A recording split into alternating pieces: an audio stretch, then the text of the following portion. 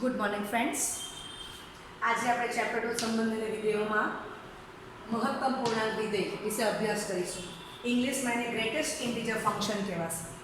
વિધેય f from r to r f of x is equal to integer part of x એવું બોલાશે. બરાબર? x belongs to r A x થી નાના હોય અથવા x ને સમાન હોય એવા પૂર્ણાંકોમાં સૌથી મોટો પૂર્ણાંક દર્શાવે છે. તો આ વિધેયને મહત્તમ પૂર્ણાંક વિધેય કહે છે. ચાલો હવે પ્રદેશ તમારો કેપિટલ આર જ થશે, સ્વદેશ કેપિટલ આર જ થશે અને વિસ્તાર એ કેપિટલ ઝેડ આવવાનો છે. એ આપણે શીખીએ કેવી રીતના આવે છે તે. ઓકે, ઝેડને કહેવાશે પૂર્ણાંક સંખ્યાઓનો પણ. હવે રેન્જ ઓફ એફ એ ઝેડ છે અને સ્વદેશ આર છે. ઇટ મીન્સ કે range of f is not equal to f. બરાબર? એફ નો સહગુણક. Range of f is not equal to f નો સહગુણક. એટલે 12મા ધોરણની ભાષામાં એફ શું થશે? એફ વ્યાપ્ત વિધેય નથી, એટલે કે અવ્યાપ્ત છે. ઓકે, હવે આપણે એનો વિસ્તાર રાઇટિંગમાં પૂછ્યું હોય તો કેવી રીતે કરવાનો તે યાદ રાખશું. આ તમારે એમસીક્યુ માટે યાદ રાખી લેવાનું છે. રાઇટિંગ માટેનું કામ કમ્પ્લીટ કરીએ અને આપણે આલેખ ડ્રો કરી દઈએ. Okay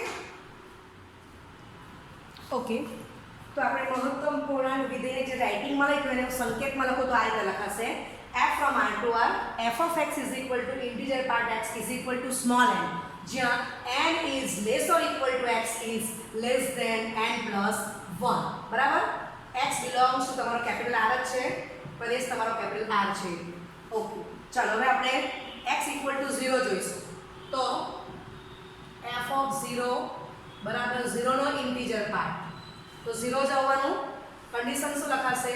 0 less or equal to x less than 1. આ બેમાંથી એક સેટિસ્ફાઈ થાય છે અને શું બનશે? 0 ઇક્વલ ટુ x અથવા 0 લેસ ધેન x. તો અહીંયા એક્ઝેક્ટલી x ઇક્વલ ટુ 0 છે. બરાબર?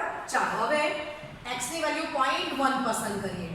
તો 0.1 નો પૂર્ણાંક ભાગ, તો 0.1 ક્યાં આવેલું છે? 0 ને 1 ની વચ્ચે. સપોઝ કે અહીંયા તમારું 0.1 છે તો 0 ને 1 ની વચ્ચે છે, તો ખબર જ પડે છે કે તમારી જે બાઉન્ડ્રી છે એમાં ફર્સ્ટ બાઉન્ડ્રી તમારે લેવાની છે. તો અહીંયા પણ જવાબ કેટલો આવશે? 0. ચાલો, x અને 0.1 ની વચ્ચે અસંખ્ય વાસ્તવિક સંખ્યા આવેલી છે. 0.1 ને 0.99 ની વચ્ચે પણ અસંખ્ય વાસ્તવિક સંખ્યા આવેલી છે. x ની વેલ્યુ 0.99 પસંદ કરીએ તો f of 0.999 ઇન્ટીજર પાર્ટમાં 0.999 તેનો પૂર્ણાંક શું થશે? 0. બરાબર? ઓકે, તો આ ત્રણે ત્રણ માટે કોમન શું લખાશે? 0 less or equal to x is less than 1. હવે આ બંનેમાં x ની વેલ્યુ કેવી છે? 0 કરતા મોટી છે. ચાલો હવે આપણે x ની વેલ્યુ 1 પસંદ કરશું તો f of 1, તો 1 નો પૂર્ણાંક ભાગ 1 જ આવવાનો છે. તો બાજુમાં શું લખાશે? 1 less or equal to x. ને વેરી નેક્સ્ટ સંખ્યા કોણ આવશે? તો કે 2. બરાબર છે? ઓકે, ચાલો √2 તમને ખબર જ છે. √2 એટલે 1.41. તો f of 1.41 નો ઇન્ટીજર પાર્ટ શું આવશે? તો કે 1. ચાલો, 1 ને √2 ની વચ્ચે અસંખ્ય વાસ્તવિક સંખ્યા આવેલી છે. √2 અને 1.99 ની વચ્ચે પણ અસંખ્ય વાસ્તવિક સંખ્યાઓ આવેલી છે. તો f of 1.99, તો એનો ઇન્ટીજર પાર્ટ પણ શું આવશે? 1. બરાબર? તો આ ત્રણ માટે હું કોમન લખીશ 1 less or equal to x is less than 2. બરાબર છે? ચાલો હવે x ઇક્વલ ટુ 2 લઈશું તો f of 2, તો 2 નો ઇન્ટીજર પાર્ટ 2 થશે. આમ તમે આગળ જાઓ. સમજાઈ ગયું? ઓકે, હવે આ આપણે n ની વેલ્યુ તમે જોઈ કે 0 થી 2 સુધીમાં આપણે ઘણી બધી કિંમતો મૂકી ગયા છે. હવે હું એમ લખું છું કે x is equal to -0.1, તો x is equal to -0.1 ક્યાં આવેલા છે? તો કે -1 ને 0 ની વચ્ચે. તો આ તમને એટલી વાત સમજાય કે શું લખાશે? -1 less or equal to x is less than 0. આમાં તમે જો કે 0.1 કોની વચ્ચે છે? 0 ને 1 ની વચ્ચે. તો પહેલા 0 ને પછી 1 લખ્યું. અહીંયા -0.1, તો -1 ને 0 ની વચ્ચે પહેલી સંખ્યા -1 આવશે, તો ત્યાં ઇક્વાલિટી આપશું. બરાબર છે? આમ લખાશે. ઓકે, ચાલો તો f of -0.1, તો -0.1 નો ઇન્ટીજર પાર્ટ એ શું આવશે? -1. બરાબર છે? બીજું તમને કઈ સમજણ ન પડે તો 0 less or equal to x x is less than 1 -1 એ ગુણી કરશો તો શું લખાશે -1 less or equal to -x less than 0 -x means what અહીંયા x ની કિંમત તમારે પછી 0.1 જ મૂકવાની એટલે આ તમારું આવી ગયું આ વંચાઈ -1 is less or equal to -0.1 less than 0 સમજાય છે તો તમે ધન સંખ્યા યાદ રાખી હોય તે બાઉન્ડ્રી મોડે છે એને તમે -1 એ ગુણી કરો તો અસમતા આવી જશે 1 0 ને 1 ની જગ્યાએ શું આવી જશે -1 ને 0 -1 એ ગુણીને અસમતા બદલી કરો બરાબર છે જો x લખો તો અહીંયા મારે x ની વેલ્યુ -0.1 મૂકવાની ઓકે ચાલો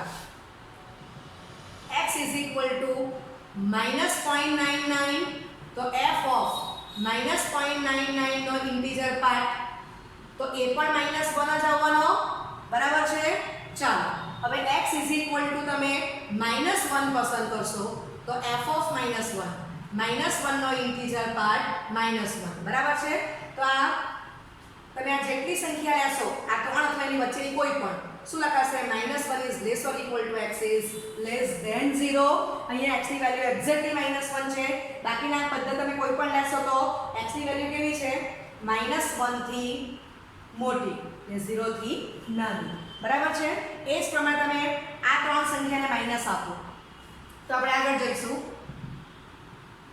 x is equal to -√2 તો f of -√2 એટલે -1.41 તો એ કોની વચ્ચે આવેલી છે તો કે -√2 અહીંયા આવેલા છે -2 ને -1 ની વચ્ચે બરાબર એટલે જવાબ કેટલો આવશે -2 શું લખાશે -2 is less or equal to x less or equal to -1 વંચાય છે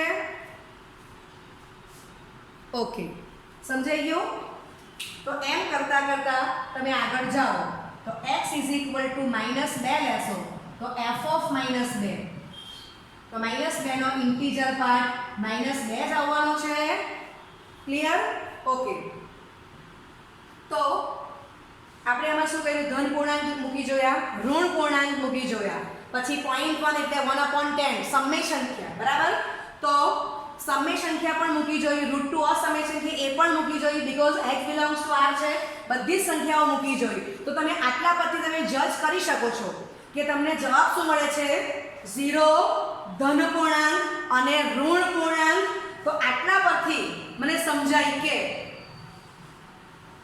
range of f is equal to છગડે કૌંસમાં ડોટ ડોટ -2 -1 0 પછી 1 2 ડોટ ડોટ તે શું છે કેપિટલ Z બરાબર તો આવી ગયો રેન્જ તમારી કેપિટલ Z પૂર્ણાંક સંખ્યાઓનો ગણ આવી ગયો બરાબર છે ઓકે હવે f નો સહપ્રદેશ is equal to capital R not equal to range of f માટે f એ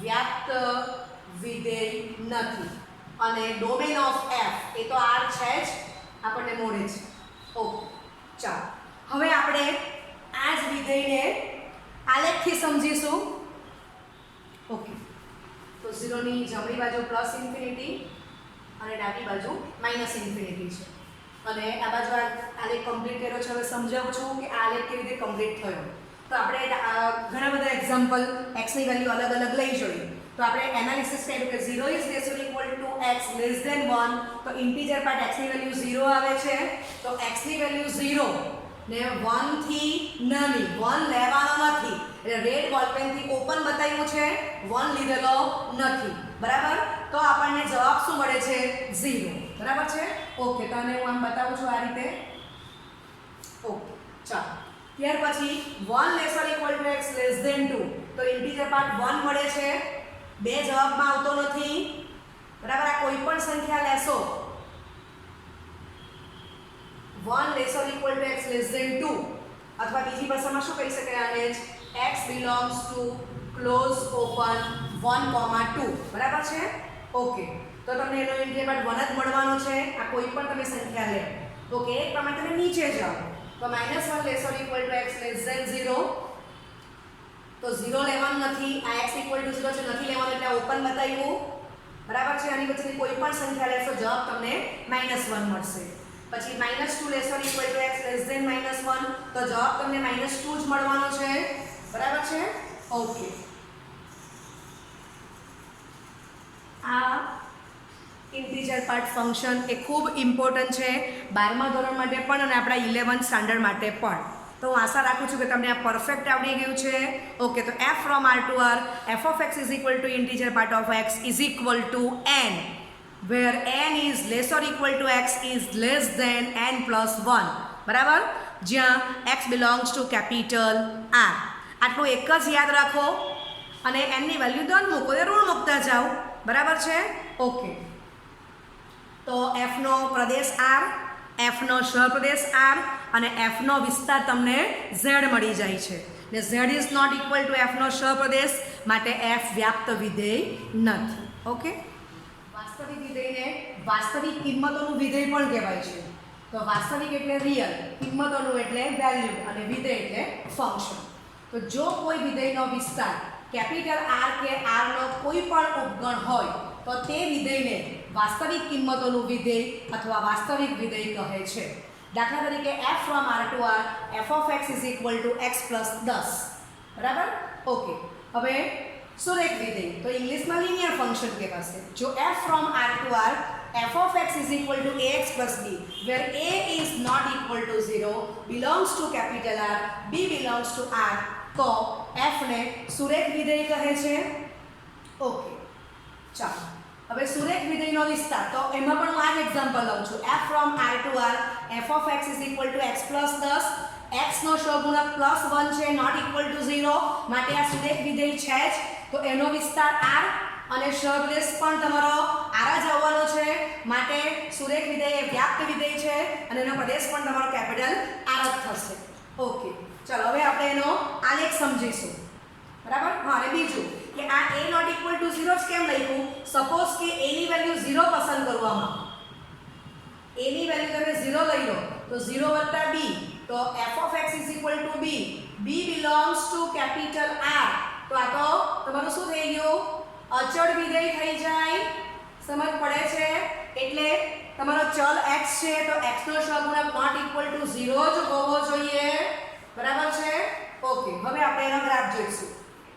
ઉદાહરણ 18 છે એટલે રાખો f from r to r f of x is equal to x plus 10 હોય તો f નો આલેખ દોરો. તો આ જે ઉદાહરણ છે એ વાસ્તવિક વિધેય માટેનું પણ છે અને સુરેખ વિધેય માટેનું પણ છે.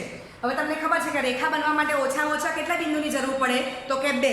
બરાબર, આ રેખા જ છે સુરેખ વિધેયની.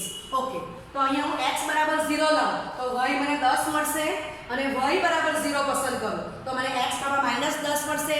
બે જ પોઈન્ટથી મને જજમેન્ટ આવી જશે કે રેખા કેવી રીતે ડ્રો થશે. ઓકે, તો x 0 ત્યારે y 10 એટલે આ એક પોઈન્ટ આવી ગયું અને y 0 ત્યારે x બરાબર -10 તો આ એક પોઈન્ટ મને મળી જાય છે. બરાબર છે. ઓકે, તો આ બેને હું ડ્રો કરીશ, કનેક્ટ કરીશ અને ડ્રો કરીશ.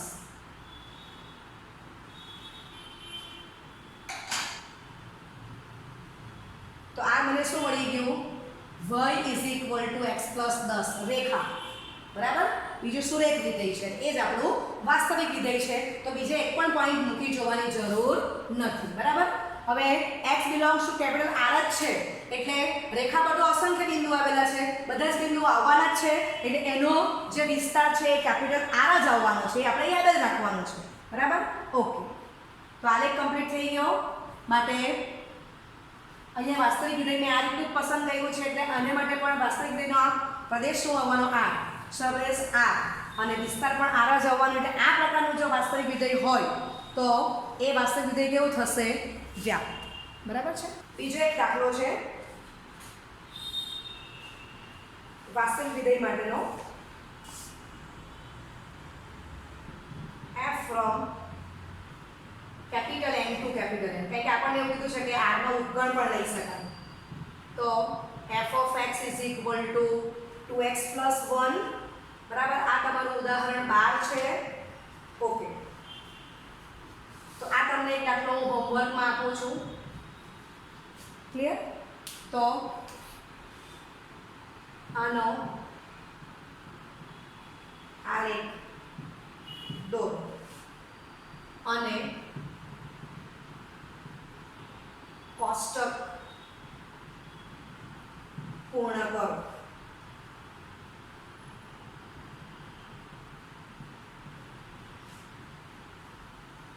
તો તમારે વયની કિંમત શોધવાની છે.